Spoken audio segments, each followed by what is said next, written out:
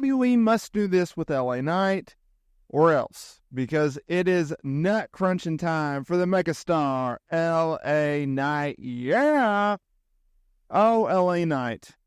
My support for this man goes back a few years now, and I'll admit I have been wrong on LA Knight in the past, but that is changing, okay? Because I did doubt the megastar, and I'll tell you why I doubted the megastar in a minute. But if you look at everything this man has gone through in WWE, it's quite amazing if you think about it, right? From his rise in NXT, his feud with Cameron Grimes, bringing back the $1 Million Championship, the $1 Million Man, Ted DiBiase. Yeah, that was such a fun feud because it was during the pandemic and we didn't have a lot of fans in there. Well, we didn't have any fans in there, right? They had the PC guys, the developmental guys in there ranting and chanting and banging on the plexiglass and everything like that. And so he gets to the main roster and he has this god-awful Max Dupree character. No one liked it. LA Knight didn't like it. Vince McMahon, though, he loved it. They turned this man into a freaking manager.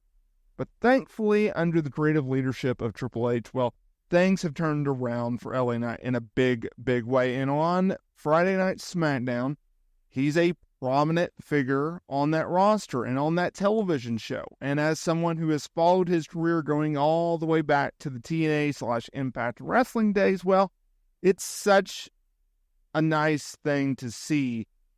This man has put in his dues. This man has put in the blood, the sweat, the tears, and everything like that. And to get his flowers, essentially, in WWE under Triple H, well, it's a nice change.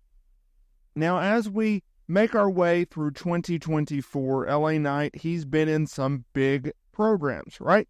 He has been in a Fatal 4-Way at the Royal Rumble. He has been able to work his way throughout the roster. I mean, even at WrestleMania, he went over AJ Styles. And now, WWE, well, they've planted the seeds for something, and I've been calling for it for a while. Now, initially, my original idea was in 2023, well, you would have him win the 2024 Royal Rumble and then go on and challenge Seth Rollins for the World Heavyweight title. Clearly, they didn't do that. That's fine. Then they had him lose to Roman Reigns for the undisputed WWE Championship.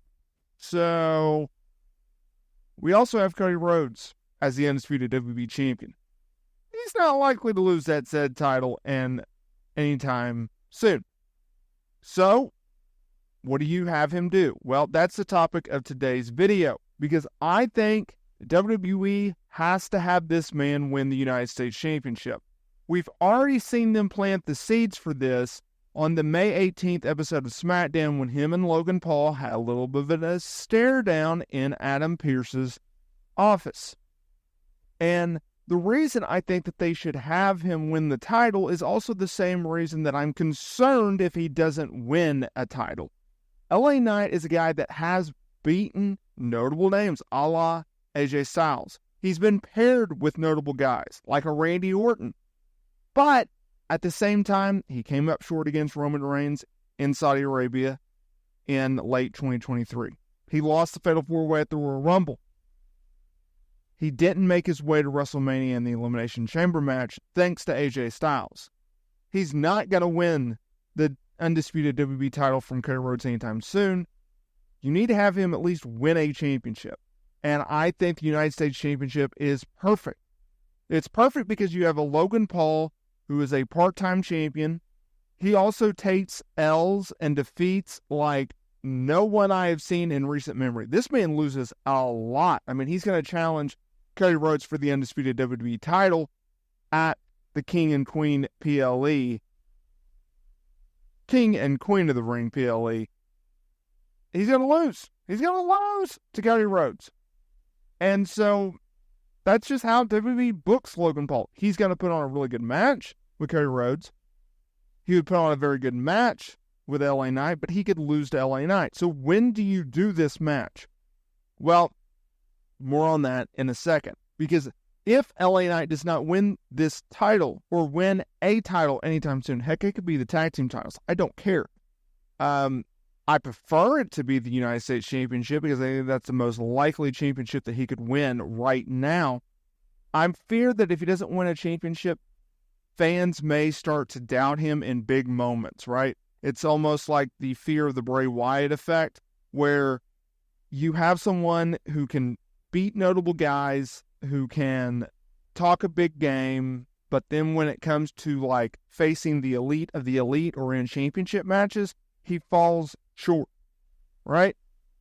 When could you do this match? Well, you got a few options, right? You could do it at Clash at the Castle in June. You could do it at Money in the Bank in July. Or you could do it, ideally, at SummerSlam in Cleveland in early August. I think that's perfect, right? It's in Logan Paul's hometown. He's a heel. Let him lose a title there. I think SummerSlam is perfect. And if you didn't want to do it in Cleveland, say you wanted to have Logan Paul go over, then fine, you could have Logan Paul go over in that match, retain the title in a screwy way, right? LA Knight gets screwed over, but then eventually have LA Knight win the title. It's just time.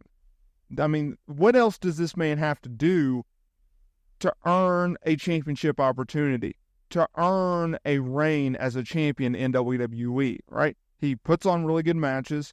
He talks better than most of anybody on the main roster, right? And I understand there's the comparisons to The Rock.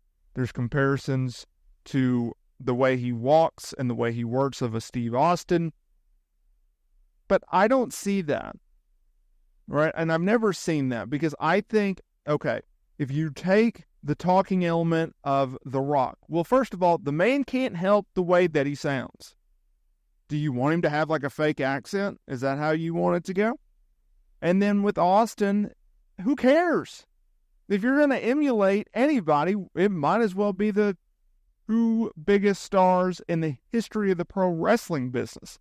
They're up there with Hulk Hogan. They're up there with Ric Flair. In my opinion, they're up there with John Cena. Just because of what he did for WWE business, what he continues to do for WWE business. So, have the megastar who is clearly over and who has maintained being over for quite some time now. Give him the chance. Give him the ball to run with it. And I think if you give him that chance, I think he can do a lot of great things. And I'm just asking, give the man a chance. Give him a chance. And we'll see what he can do. He's also been in a recent tiffle with the Bloodline and Tama Tonga and Solo Sikoa as part of the King of the Ring tournament, right? So just give the man an opportunity. That's all I'm asking for.